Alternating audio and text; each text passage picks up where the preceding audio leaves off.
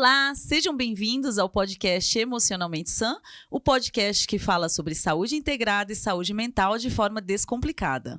Eu sou a Priscila Braga, psicóloga e host deste podcast. Estou aqui com a minha amiga Simone Trindade, co-host deste podcast e também psicóloga. E eu gostaria de apresentar para vocês uma pessoa que vai falar de um tema incrível. Nada mais, nada menos, ela é psiquiatra, especialista em transtorno afetivo bipolar.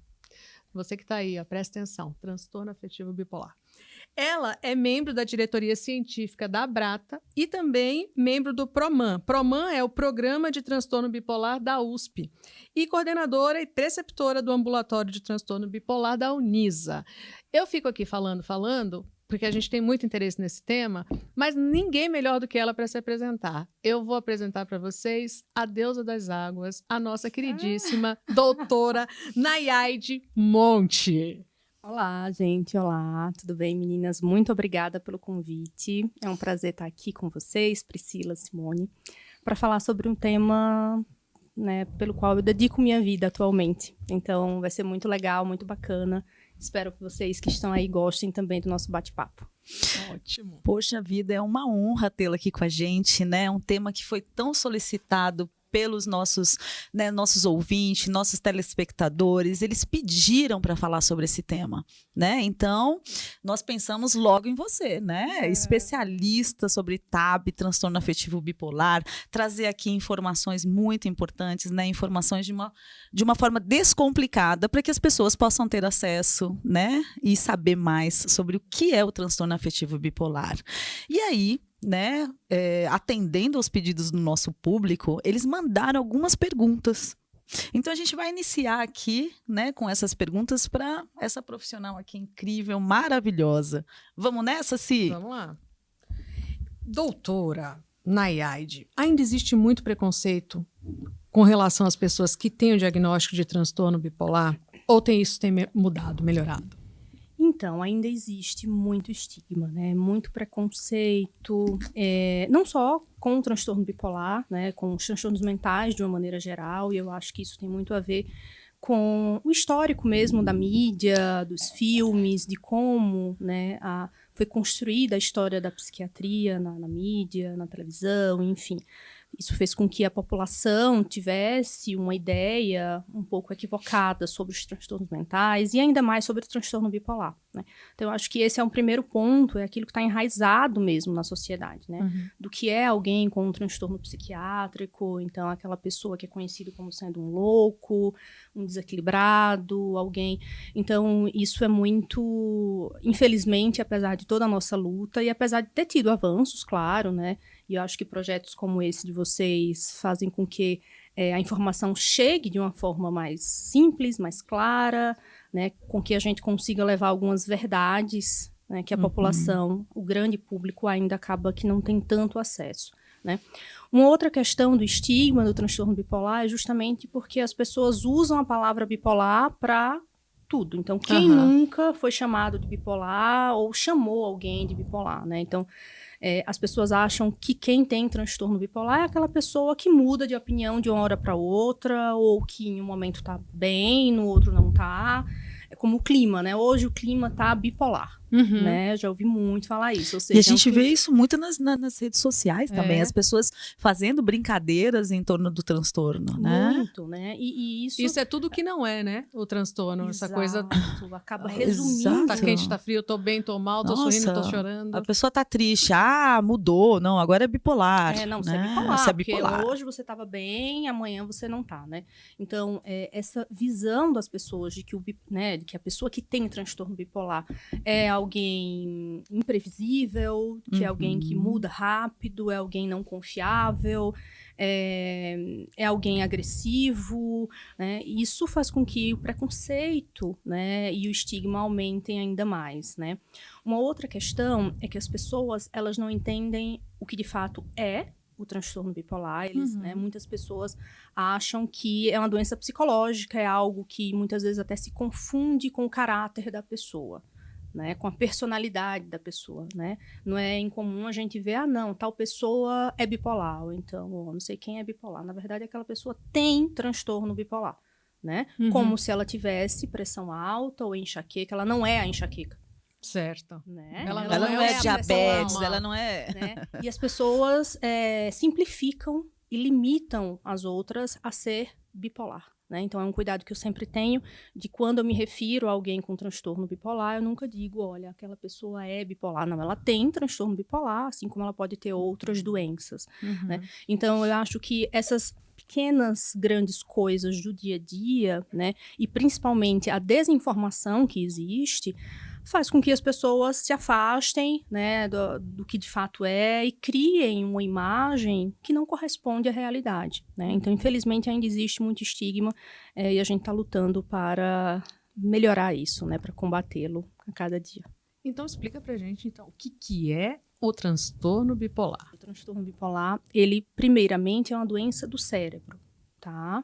Então, da mesma maneira que uma pessoa tem enxaqueca, ela tem alterações cerebrais. No transtorno bipolar, também existem alterações cerebrais.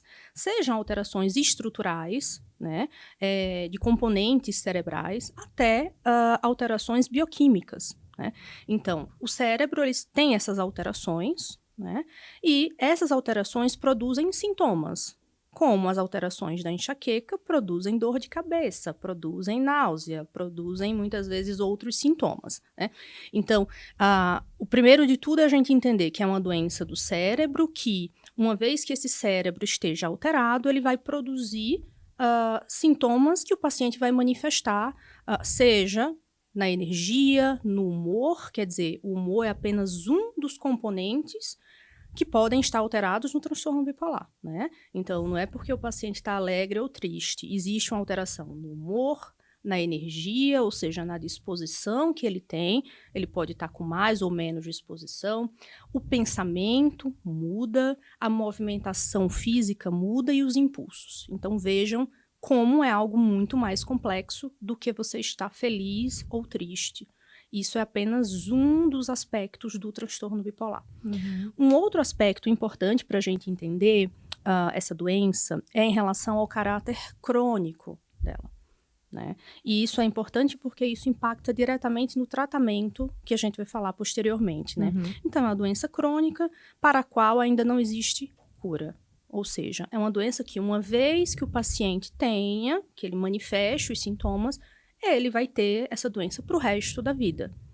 Então, é como se a gente dissesse, olha, você tem um diabetes, você vai manter isso para o resto da vida, a gente pode fazer algum controle, mas exige aí um cuidado para sempre. E um acompanhamento contínuo. Né? Isso com medicação, doutora, depois? Obrigatoriamente. Obrigatoriamente. Obrigatoriamente. Tá. Né? Então, temos aqui um grande problema, porque existe um preconceito muito grande com medicação. As pessoas têm medo de ficar viciadas ou interrompem o tratamento. E quando você dá um diagnóstico desse e diz, é obrigatório você continuar e seguir com essa medicação para o resto da vida, eu imagino o grande susto que não venha a ser isso para a pessoa e para quem acompanha, quem trata. Né? Com certeza. Né? A gente encontra uma série de dificuldades, né, no tratamento do transtorno bipolar. Desde o diagnóstico, quer dizer, você dá o diagnóstico para alguém, né, porque essa pessoa, por mais que ela esteja esperando de alguma maneira, né, chegam vários tipos de paciente para a gente, desde aquele que não tem ideia do que pode ter, até aquele que se identificou com algo que leu e está buscando, né, fechar um diagnóstico.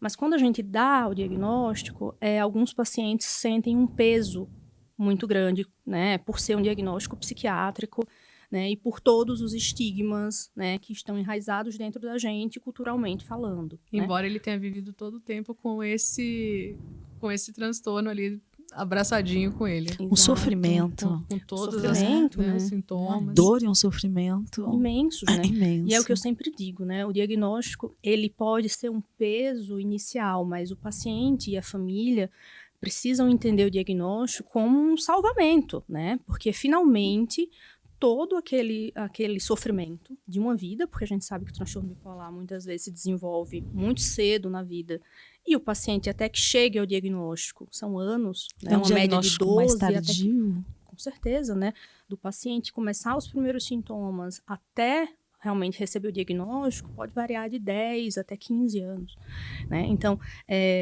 o diagnóstico é um ponto de partida, né, e um ponto de elucidação, né? Ou seja, olha, a gente descobriu o que você tem, a partir de agora a gente vai conseguir te tratar de uma maneira adequada.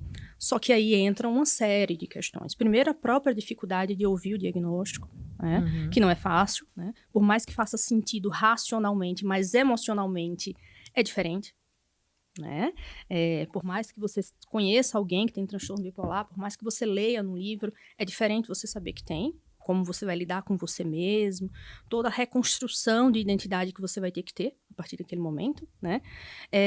E uma segunda dificuldade são em relação aos remédios, né? Ou seja, que tipo de remédio eu vou usar, esse remédio vicia, vai me deixar dependente, vai engordar, quais são os efeitos colaterais, e aí começa a saga do paciente com transtorno bipolar, né? Até porque a gente sabe que não é um tratamento fácil, muitas vezes a gente não acerta de primeira, porque não existem certezas, né? Cada pessoa responde de uma maneira, uns respondem melhor a determinado remédio, outros a outro. Então, é uma longa e difícil trajetória do paciente, né? Mas o diagnóstico é o ponto de partida, né? E uma coisa importante, né, só finalizando a resposta da pergunta que você me fez, Simone, é que o transtorno bipolar é uma doença recorrente, né? Ou seja, se você tiver transtorno bipolar e você não fizer um tratamento adequado, aqueles episódios, a tendência é que eles se repitam ao longo da vida. Principalmente episódios depressivos, né? Isso é algo muito importante, né? Porque muitos pacientes chegam até nós, claro, a maioria com depressão, né? E muitas vezes, quando você dá o diagnóstico de transtorno bipolar, ele pode ficar sem entender se você não tiver o cuidado de explicar exatamente o porquê que você chegou nesse diagnóstico, que é uma coisa que a gente deve fazer para o paciente não sair com dúvidas sobre o que está acontecendo. Ele acha que ele tem uma depressão comum, clássica, que é essa que a gente conhece. A unipolar. Né? A unipolar, né? Então, mas por quê? Porque o transtorno bipolar é uma doença recorrente. Então, o que a gente mais vê são os pacientes terem episódios depressivos ao longo da vida, vários episódios depressivos, né?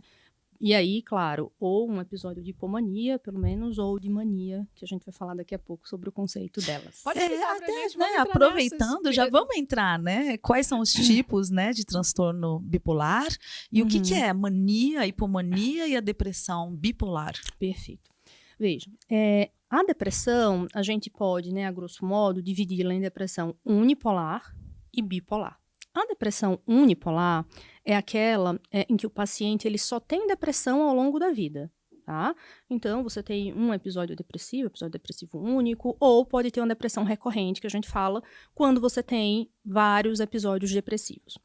Quando a gente fala de transtorno bipolar, a gente está falando de algo totalmente diferente, que é uma pessoa que tem episódios depressivos também, e são iguais em termos de sintomas, né? Então, o que seria, né? É essa depressão que a gente conhece.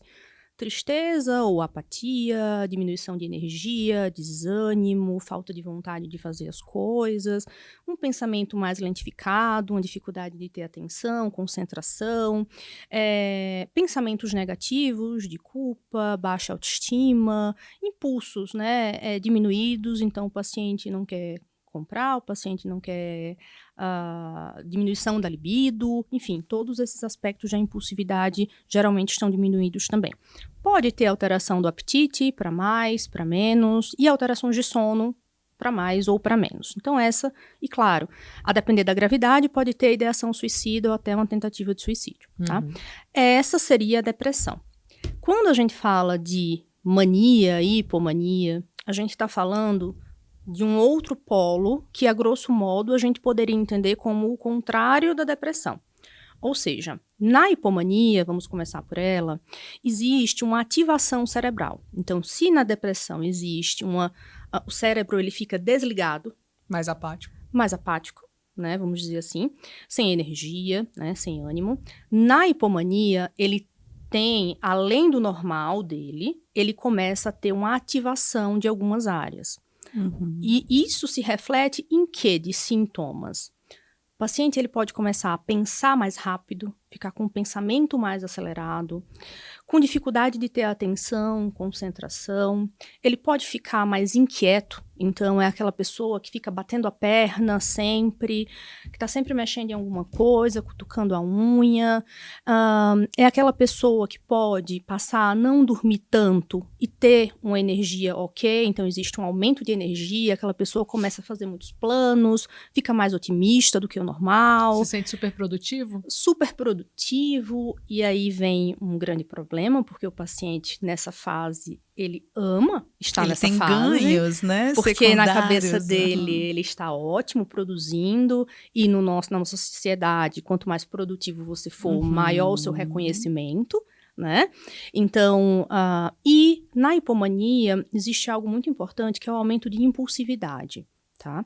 Esse aumento de impulsividade, o que seria? O paciente pode começar a comprar mais coisas em maior quantidade ou coisas mais caras, pode chegar a se endividar, ter que pedir empréstimo, a estourar cartão, isso em casos mais intensos, né? Na maioria o paciente não chega a se endividar, mas ele sai do basal dele de compras, ele começa a comprar mais realmente. Apresenta um comportamento que não era o padrão até então. Que não era, isso é importante, né? Então existe uma alteração, ele sai do normal dele. Tá? Só que a hipomania, ela é mais sutil, ela não é uma coisa tão exuberante e tão bizarra, tá? Além dessa questão das compras, a impulsividade, ela pode se manifestar para mudanças de visual. Isso é muito interessante. Então, o paciente, ele pode começar a fazer tatuagens, mais tatuagens, colocar piercings, mudar a cor do cabelo, tá? Cortes de cabelo, então é um paciente que tem cabelo grande, na hipomania ele pode querer cortar o cabelo mais curto, mudar a cor do cabelo para rosa, verde, azul, enfim, ou fazer luzes, enfim, isso depende muito. Pode ter um aumento de libido, né? Então é aquele paciente que começa muitas vezes a entrar em aplicativos de relacionamento, a sair com muitas pessoas, coisas que não é o habitual daquela pessoa fazer, né? Pode ter um aumento de impulsividade para comida. Então, o paciente ele pode começar a comer muito mais, por exemplo, né? A ter um prazer aumentado em comer, né? Então, o aumento de impulsividade pode girar em torno de vários aspectos, né? Aquela pessoa que pode jogar mais, pode ser um joguinho do celular, até jogos de aposta, por exemplo. Pode ficar mais tempo no celular, enfim. Pode ficar obstinado por determinado tema, que a gente, né, pode falar de hiperfoco. Então, é aquela pessoa que fica viciado em determinado tema, e ele começa a pesquisar daquilo, ele só fala sobre aquilo, enfim. E as pessoas dizem, nossa, mas você só fala disso, né? O que está acontecendo, né? E o paciente diz, não, mas é porque isso é muito interessante. O paciente começa a se empolgar, o paciente fica empolgado demais. Empolgado, né? E em risco, por vezes, né? Com o impulso sexual aumentado, essa questão das compras. Exato. Nesse impulso também tem o uso de substâncias, doutora? Tem. E isso é um ponto importante que vocês duas falaram, né? O paciente ele pode se colocar em risco de várias maneiras, né? Ele pode fazer uso de substâncias que aí vão desde um aumento excessivo do consumo de álcool, cigarro, maconha, cocaína, enfim, outras drogas, até medicações sedativas, calmantes como clonazepam, zolpidem, enfim, uma série de substâncias. E o paciente ele pode começar a se colocar em risco, porque como a impulsividade dele está alta, ele tem uma dificuldade de ponderar sobre as decisões que ele vai fazer. Então, em vez de ele pensar em uma coisa, ponderar as consequências, se vale a pena ou não, se é arriscado ou não, e daí sim escolher fazer ou não, nesse momento a impulsividade dele está alta e ele pula da vontade para a realização. Então, eu tô com vontade de me relacionar com 2, 3 pessoas, não sei quantas pessoas, eu vou lá e faço. É como se não tivesse um freio, um controle inibitório reduzido. O controle inibitório se perde. Tá. Claro, a intensidade varia muito em relação à gravidade. E aí entra a mania. Né? Na mania, o que existe é todo esse comportamento da hipomania, só que numa intensidade muito grande. Né? E o que seria essa intensidade muito grande? O paciente em hipomania, quando você vê ele em algum ambiente, se você não conhece aquela pessoa, você pode achar que é alguém, poxa, essa pessoa é mais acelerada, uma pessoa mais extrovertida, falante, fala muito, interrompe os outros e tal. Na mania, não, né? Na mania, você vai olhar e você vai dizer, essa pessoa não está bem. E gera um estranhamento. Gera um estranhamento. Por quê? Porque sai muito do que a gente está acostumado em sociedade a lidar, né? Então, enquanto na hipomania, só quem percebe muitas vezes a alteração é quem já conhece o paciente e sabe que aquele não é o basal dele, ele não é tão extrovertido daquele jeito, ele não é tão falante, ele não é tão sociável, né? Enquanto na hipomania é dessa maneira, na mania não. Qualquer pessoa que veja uma pessoa em mania vai identificar que ela não está bem. Claro, um leigo pode não identificar que é um episódio de mania, né? Sim. Mas ele vai dizer, putz, essa pessoa Tem alguma coisa estranha. Tá esquisito. Essa pessoa né? está muito acelerada, ela está com muita energia, ela está falando muito alto. E muitas vezes a pessoa começa a ficar com um comportamento desorganizado mesmo, né? Então, a ponto de não conseguir se manter no ambiente domiciliar, na escola, né, no trabalho. A mania, muitas e muitas vezes, requer uma internação. Por quê? Porque o paciente fica desorganizado, muitas vezes pode ficar psicótico, enfim. E corre um risco alto também. De se né, expor de se socialmente, expor. né? Então, é muito importante que a gente faça essa diferenciação. Por quê? Porque essa diferenciação vai impactar nos tipos de transtorno bipolar, né? Então, a gente tem o transtorno bipolar tipo 1, que seria quando o paciente tem um episódio de mania, não precisa nem ter depressão. Se o paciente teve um episódio de mania, ele já pode ser classificado como tendo transtorno bipolar tipo 1. Já no transtorno bipolar tipo 2, não. Ele precisa ter pelo menos um episódio depressivo e um episódio de hipomania, tá? Que é essa ativação cerebral mais sutil, mais leve que a gente falou. Tá? Existe também a ciclotimia, né? Que é quando o paciente ele nem fecha critérios para um episódio depressivo, mas ele tem sintomas depressivos em algum momento, e também ele não fecha critérios para um episódio hipomaníaco clássico. Ele tem alguns episódios hipomaníacos, alguns sintomas hipomaníacos, tá? E a gente ouve muito falar do espectro bipolar, né? Então, muitas pessoas dizem, nossa, eu fui diagnosticada eu tô dentro do espectro. Né? E o que seria estar dentro do espectro bipolar? O espectro é uma variação de sintomas em relação à intensidade. Então, vão ter pessoas com sintomas mais leves até sintomas mais intensos, mas todas elas vão estar dentro desse grande bloco que é o transtorno bipolar, né? Então, agora, claro, isso vai variar em relação aos sintomas, então nem todo mundo vai ter um aumento de impulsividade para compras, nem aumento de libido, cada um vai ter um conjunto de sintomas muito característicos, né? Então, a doutora Doris Moreno, ela sempre diz, né, que nenhum bipolar é igual ao outro, cada pessoa tem a sua bipolaridade, né? Por quê? Porque a gente não pode comparar pacientes, alguns vão ter alterações de sono, outros de apetite, enfim, mas o que importa é que eles tenham um conjunto de sintomas que dê para a gente fechar o diagnóstico. Dada a complexidade, imagina a dificuldade de fechar um diagnóstico e de acertar a medicação, porque imagina a família medicamentosa para A não é a mesma para B, Exato. e aí há de se fazer alguns testes e invariavelmente as pessoas são apressadas, querem soluções rápidas, né? Eu vou ficar testando medicação, é Sem caro, e isso não vai dúvida. não vou ter efeito colateral de novo, e tá. Então, ou seja, é um jogo de acerto e erro em várias áreas, tanto para saber qual é o tipo e qual é a medicação adequada. E tem uma questão também, né, doutora, interessante e importante também, que muitos pacientes, quando iniciam um tratamento medicamentoso, apresentando uma melhora, né, já aconteceu muitos pacientes que eu atendi no consultório, acabam dizendo o seguinte, não, mas eu não tenho nada não, né? Eu tô bem. Assim, tô bem. Eu vou parar essa medicação, quer saber? Eu não tenho nada, eu não sou bipolar. Eu vou parar essa medicação, né? Então... Isso é um problema grande, né? Mas só voltando ao que você falou, Simone, que é algo muito importante, que é em relação à dificuldade de diagnóstico, se a gente for considerar transtorno bipolar tipo 1 e 2, o tipo 1, ele é muito mais raro do que o transtorno bipolar tipo 2. Ou seja, é muito mais fácil você diagnosticar o transtorno bipolar tipo 1. Por quê? Porque uma pessoa que tem mania, é muito fácil você identificar que ela está em mania. Fica muito mais visível.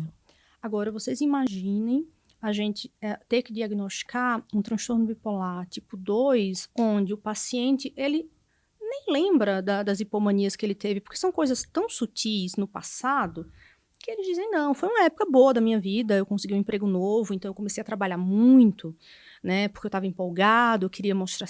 Então, esse é um dos desafios do diagnóstico, porque se você não tiver um olho muito bem treinado, você não consegue fazer o paciente, tirar do paciente, na verdade, porque isso é um papel do médico, o paciente não tem nenhuma obrigação de chegar lá sabendo dizer todos os sintomas, esclarecendo tudo, né? Isso é o papel do médico, mas a gente tem que tirar e voltar no passado para tentar identificar pelo menos um episódio hipomaníaco. Só que muitas vezes ele é tão leve, ele é tão sutil que o paciente só vai lembrar dos episódios depressivos. E é tão reforçado socialmente. Você estava super produtivo, você estava bem. Ainda tem essa questão do reforço social. E que a gente vai falar, não, imagina, isso aqui eu estava ótimo. Que aí entra o que a Priscila falou, né? Ou seja, muitos pacientes, por exemplo, existem pacientes, apesar da maioria apresentar mais episódios depressivos do que de ativação ao longo da vida, existem alguns pacientes, né, que apresentam mais episódios de hipomania. Então, são pacientes que estão acostumados a um nível de energia maior, a uma libido maior, muitas vezes, a um nível social muito bom, aquela pessoa que está super sociável, extrovertida, que está produzindo. E quando a gente coloca a medicação, invariavelmente esse paciente vai dar uma baixada na energia, não quer dizer que ele vai deprimir, porque o nosso objetivo não é nem que ele esteja em cima nem embaixo, é que ele esteja no meio, digamos assim. Mas muitas vezes esse paciente não adere ao tratamento. Ele não quer? Ele não quer, porque estava muito bem. Eu tô super bem, você vai me medicar, eu vou ficar igual todo mundo. E aí, como é que a gente vai convencer? Mas é tão bom, mas eu tenho ganhos com isso, eu fico produtivo, eu sou uma pessoa sendo promovido no trabalho, né? Tô sendo promovido, você vai me tirar isso? E aí é quando o paciente ele tem que entender que esses episódios de hipomania ou mania invariavelmente vão puxá-lo para depressão mais na frente. Ou seja, a gente tem que entender a doença como um contínuo. A gente não pode avaliar a doença naquele episódio, né? Então, ele está em hipomania, né, hoje, amanhã, pode ser que a depressão, e vai chegar, né, invariavelmente, porque é um transtorno recorrente, então os episódios vêm um atrás do outro. Então, o que a gente precisa é convencer o paciente e mostrar para ele que estar em hipomania, essa alegria patológica, apesar de inicialmente, a priori, na cabeça dele, trazer algum tipo de vantagem ou de benefício, mas na frente ela vai cobrar o preço. Que é o episódio. A conta chega. Olha, eu tô fazendo uma imagem aqui do transtorno bipolar que nem um trenzinho. O transtorno bipolar tem o vagão da depressão e vai ter o vagão da hipomania. Ou seja, vem combo. Um vai puxar o outro. Exatamente. Você sabe que eu me lembrei agora, né? Tem um episódio daquela série Modern Love, que é o episódio 3, que é fantástico, né? Claro que eu acho que ele tá muito mais...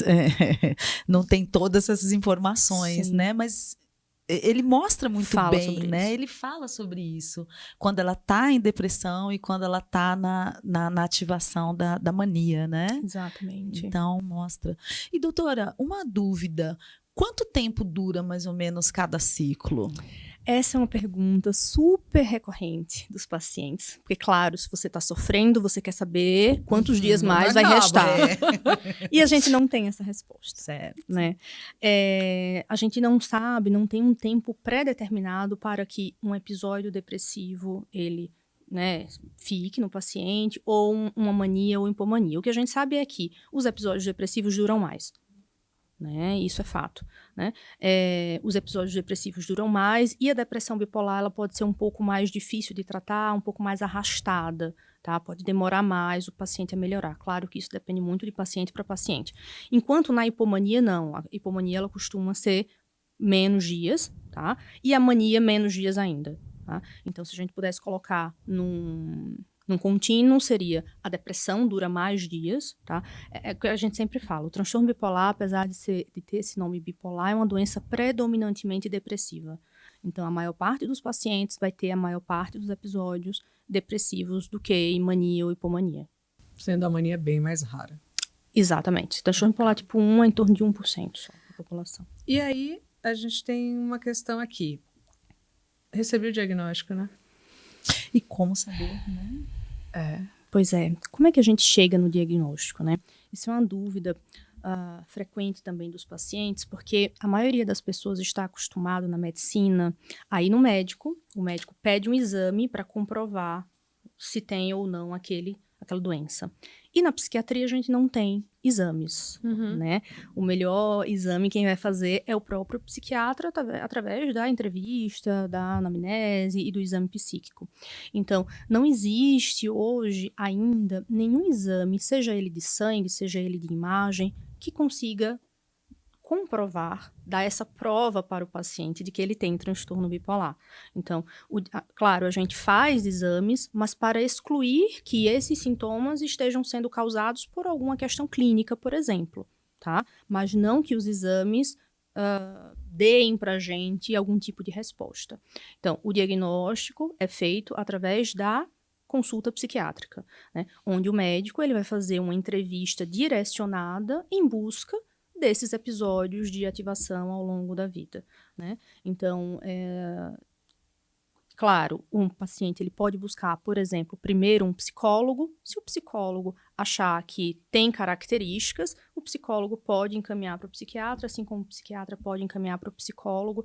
O que importa é que todos os profissionais tenham uma capacitação mínima para poder entender sobre o que é o transtorno e poder saber o momento de encaminhar ou não aquele paciente para uma investigação mais aprofundada, né? Então, através da consulta, o médico vai fazer perguntas e o que ele vai buscar, na verdade? Os episódios de ativação, que é o que caracterizam o transtorno bipolar, né?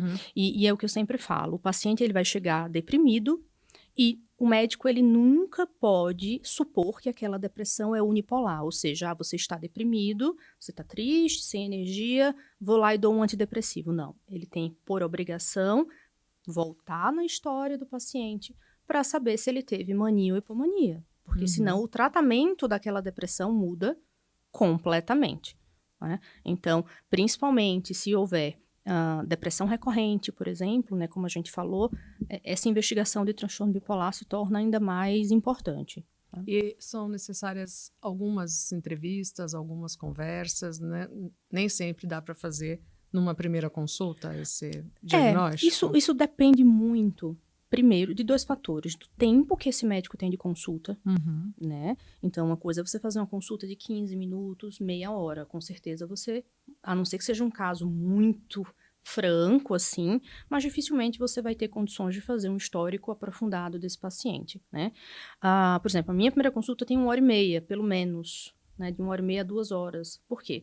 Porque em 1h30, 2 horas, a gente já consegue, sim, dar o diagnóstico em uma consulta, por exemplo. Mas isso precisa ter tempo e o médico precisa ter experiência para saber o que perguntar, para não induzir respostas no paciente, porque isso também pode acontecer, né? Então, a gente tem que ter toda uma técnica. E aí, se a gente tiver todo esse aparato, a gente consegue em uma consulta, 2 consultas, fazer um diagnóstico. Bacana. Na maioria dos casos, sim.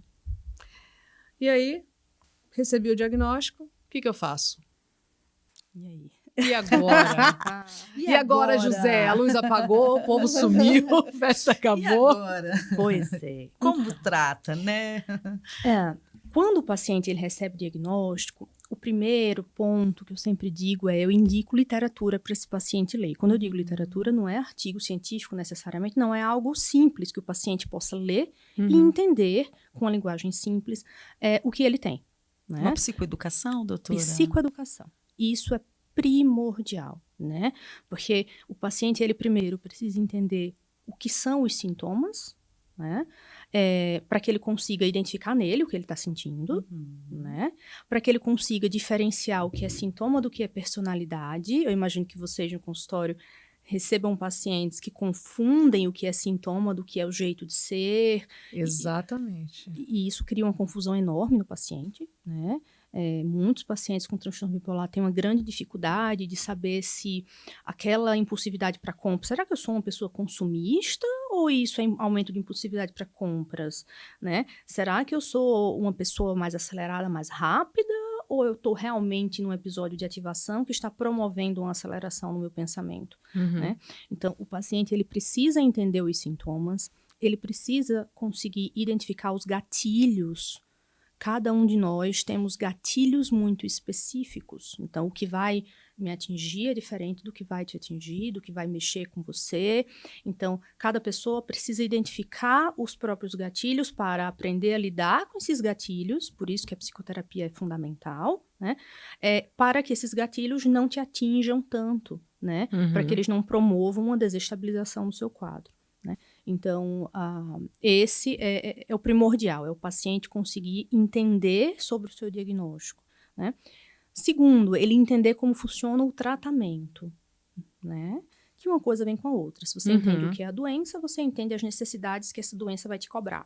Então, o que essa doença demanda de você nesse momento? Não é o teu médico que está mandando, não é o teu psicólogo que é chato, é a doença, né? Então, se a doença pede para que a gente use remédio o resto da vida, a gente vai precisar atender essa demanda, né, essa necessidade. A gente fala muito com os pacientes a respeito disso, da aceitação, né? Da aceitação radical.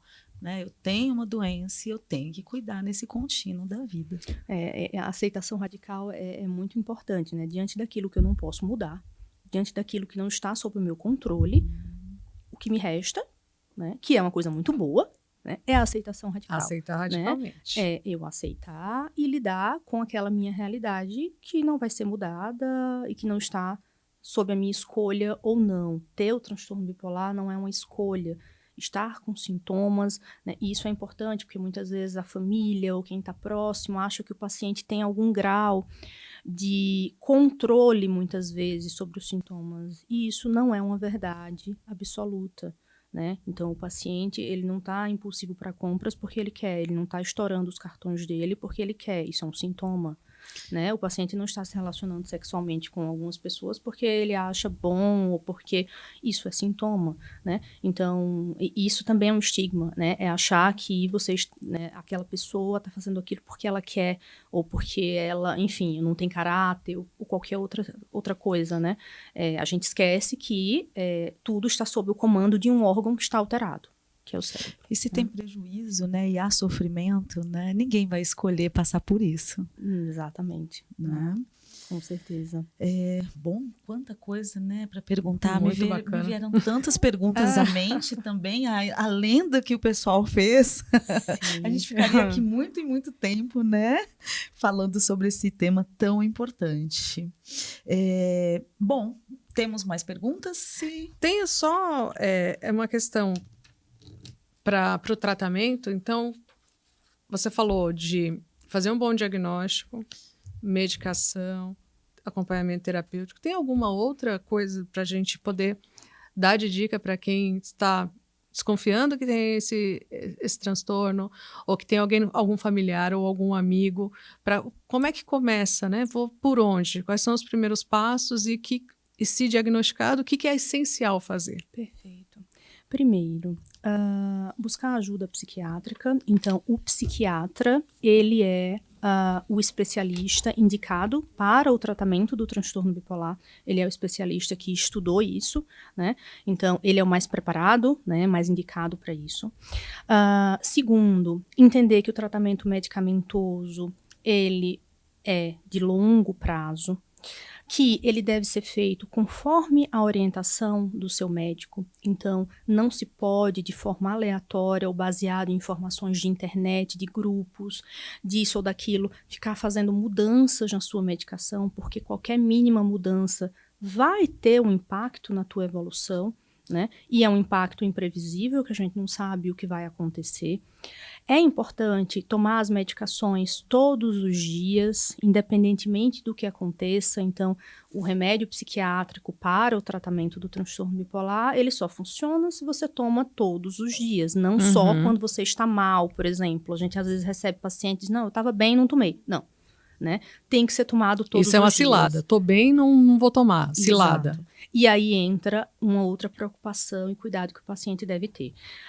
Mesmo que ele esteja bem, ele deve continuar tomando o remédio. Acontece muito, por ser um tratamento longo, o paciente passa, não, tô bem, depois de alguns meses de tratamento. Não preciso. Já recebi pacientes assim, que disseram, não, eu vou fazer um teste, para ver se realmente eu fico bem sem remédio. E, obviamente, deu ruim, não ficou bem sem remédio, né, porque É claro, é uma doença. Vem o vai... trenzinho da bipolaridade puxando seus vagões. Né? Depressão, hipomania, mania. Que aí vai vir ou um episódio de hipomania, ou um episódio depressivo, ou de mania. Isso é imprevisível, a gente não sabe dizer quem vai vir, né? Isso depende muito.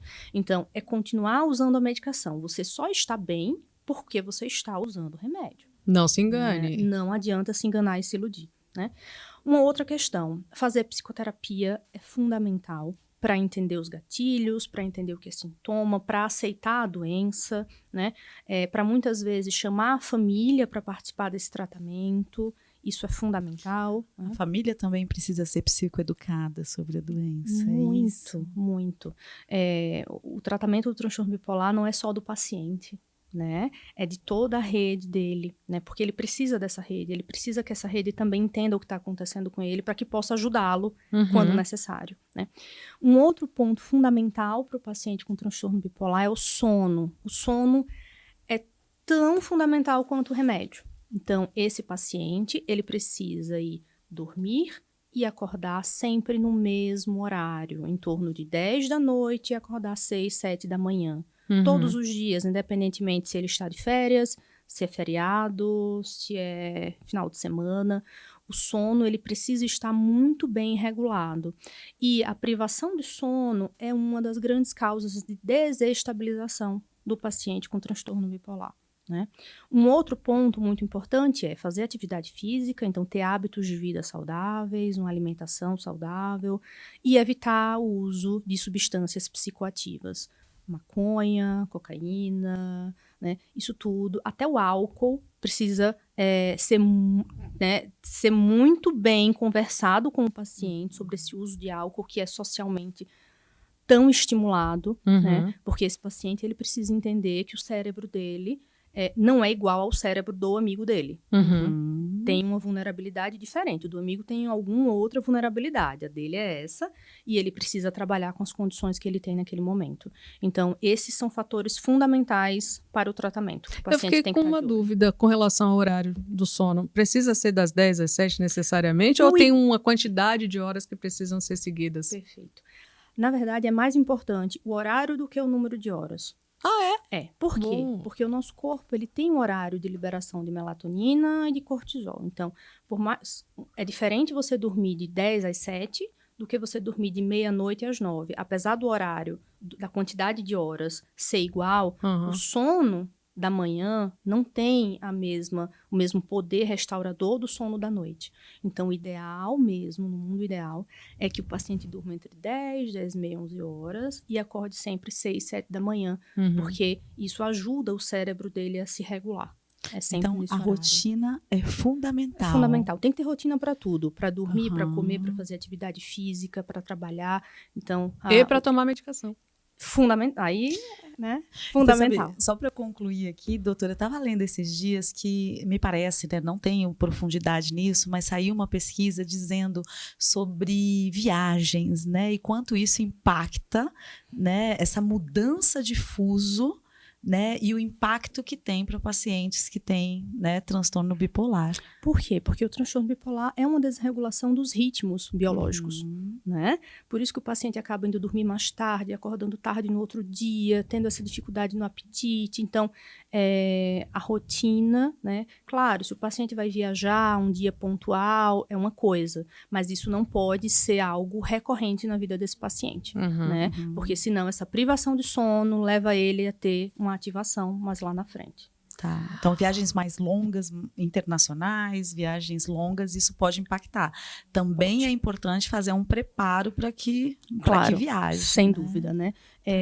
O importante é o paciente sempre pensar na doença dele e tentar adaptar as condições externas de maneira que a doença não seja tão impactada, né? Porque, claro, questões ambientais, questões de vida, todos nós vamos ter. Mas a gente precisa entender as nossas vulnerabilidades, as nossas limitações de saúde, enfim, de tudo, para que a gente consiga se manter bem por mais tempo. Eu ficaria aqui mais uma hora falando. Também. Eu ia falar de treinos de habilidades da DBT. Tempo merece um segundo encontro isso aqui.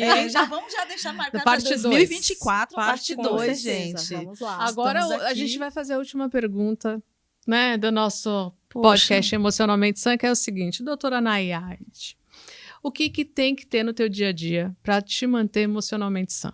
Tem que ter algo que faça sentido para mim, né? Eu acho que quando a gente encontra um sentido para aquilo que a gente faz, isso dá sentido à nossa vida, né? E eu acho que estudando o transtorno bipolar, atendendo pacientes com transtorno bipolar, eu me encontrei muito, né? Então, não é à toa que eu dedico todos os dias da minha vida a isso, com muito prazer. Então, eu acho que cada um de nós precisa encontrar um sentido, algo que realmente te dê prazer, que realmente te faça fazer a diferença na sua vida. Então, eu acho que se a gente conseguir achar a cada dia algo que faça sentido pra gente, isso vai nos manter mais saudáveis para ajudar outras pessoas, né? Eu acho que a gente só consegue ajudar se a gente estiver bem. Não adianta a gente querer ajudar se a gente também não encontra algo na nossa vida que faça sentido. Que legal, alinhamento de propósito, né? Exato. Eu vou pegar aqui um presente pra ela. É mesmo! Obrigada, Fê! A gente tá sendo coroada, Em né? nome do podcast Emocionalmente Sã, a gente quer te presentear e te pedir, assim, para voltar e agradecer imensamente a tua participação. Foi sensacional, extremamente esclarecedora, né, Pri? Muito. Isso vai ajudar, tenha certeza que vai ajudar muitas pessoas. Deixa suas redes sociais, os seus contatos para quem quer falar com você. Para quem quiser conhecer um pouquinho mais sobre o transtorno bipolar, eu produzo conteúdos diariamente para pacientes, para familiares, para amigos, no meu Instagram, que é doutora.nayade. Podem me encontrar lá nas redes. Vai ser um prazer recebê-los. Eu que acompanho, vejo, né? Você é bastante ativa e passa muito conteúdo, né? Muito conhecimento aí pro pessoal. Bom, Si, agora nossas mãozinhas dadas muito aqui. obrigada. Muitíssimo obrigada. E para você que tá aí, gente. chegou até aqui, compartilha, curte e fique com a gente no próximo episódio. Muito obrigada, doutora.